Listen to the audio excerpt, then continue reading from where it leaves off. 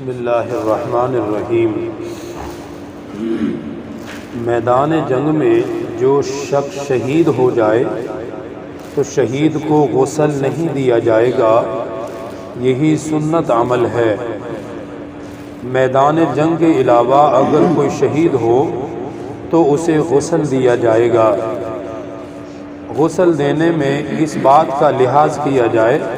کہ میت کو غسل اس کے قریبی رشتہ دار دیں،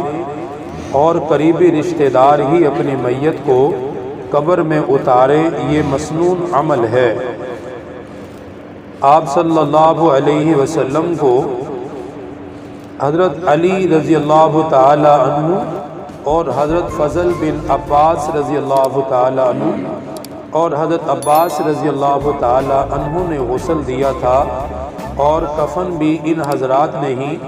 آپ صلی اللہ علیہ وسلم کو پہنایا تھا۔ لیکن امت کے غسل میں اور سرکار دو عالم صلی اللہ علیہ وسلم کے غسل میں ایک بہت بڑا فرق یہ ہے کہ امتی کو جو غسل دیا جاتا ہے وہ طہارت کی نیت سے دیا جاتا ہے، اس کو پاک صاف کرنے کی نیت سے دیا جاتا ہے، جبکہ سرکار دو عالم صلی اللہ علیہ وسلم کو جو غسل مبارک دیا گیا تھا وہ طہارت کی نیت سے نہیں تھا۔ آپ صلی اللہ علیہ وسلم تو پاک اور صاف ہیں، اللہ سبحانہ و تعالیٰ کی طرف سے ہی آپ کو ظاہراً اور باطناً ایسی پاکی حاصل ہے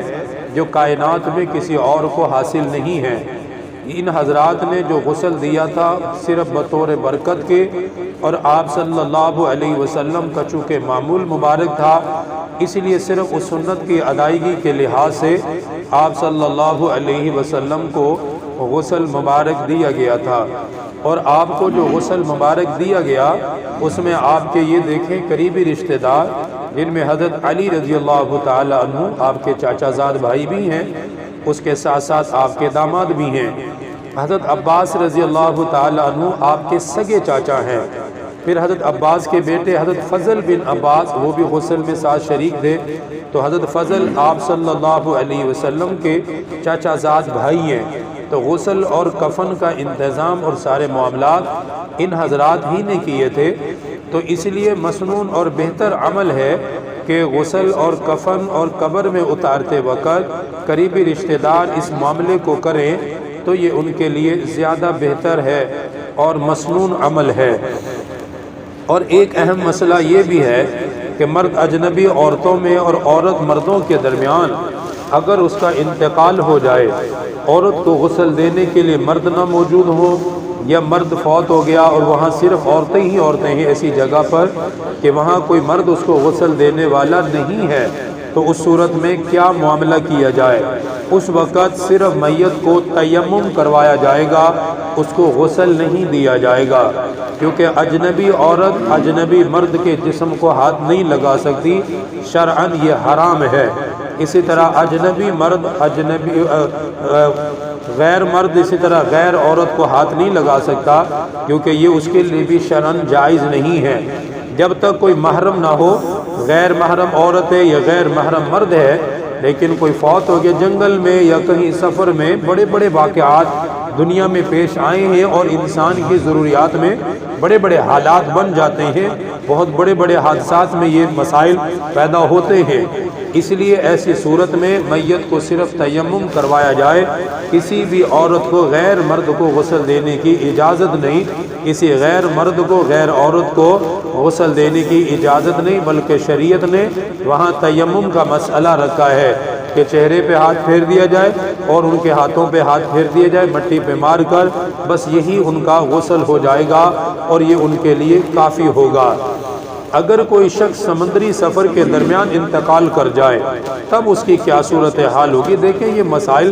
بڑے اہم ہیں، کئی مہینوں کے سفر ہوتے ہیں سمندری، اب وہاں کوئی قبر تو نہیں ملتی، اگر میت کو ساتھ رکھیں تو اس میں میت کے اندر سے حمک پیدا ہوگی، خراب ہوگی، باقی مسافر بھی پریشان ہوں گے۔ حضرت حسن بصری سے اس بارے میں یہ منقول ہے کہ سمندر میں یعنی جہاز وغیرہ میں اگر کسی کا انتقال ہو جائے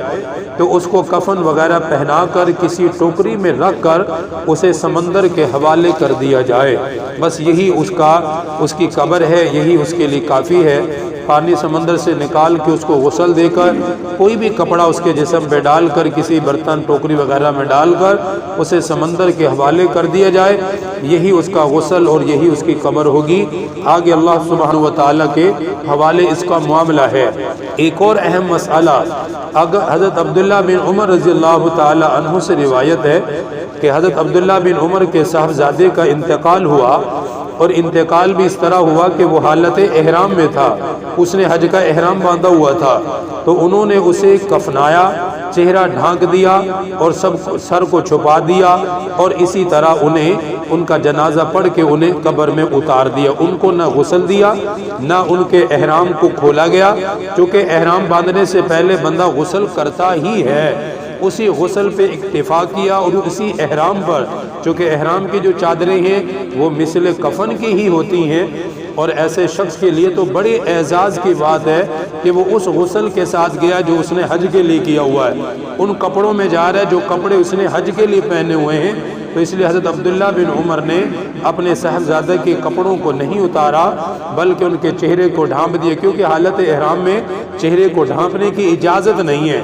لیکن جب کوئی شخص فوت ہو جائے تب اس کے چہرے کو ڈھانپ کر اسے جنازہ پڑھ کے قبر کے حوالے کیا جائے۔ تو یہ کچھ ضروری مسائل ہیں، اللہ پاک دین کی صحیح سمجھ نصیب فرمائے۔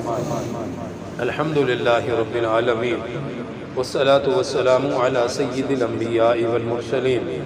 ربنا آتنا فی الدنیا حسنہ وفی الآخرۃ حسنہ وقنا عذاب النار وقنا عذاب القبر وقنا عذاب الحشر وقنا عذاب المیزان، رب اغفر وارحم وانت خیر الراحمین، وصلی اللہ تعالی علی رسول خیر خلقہ۔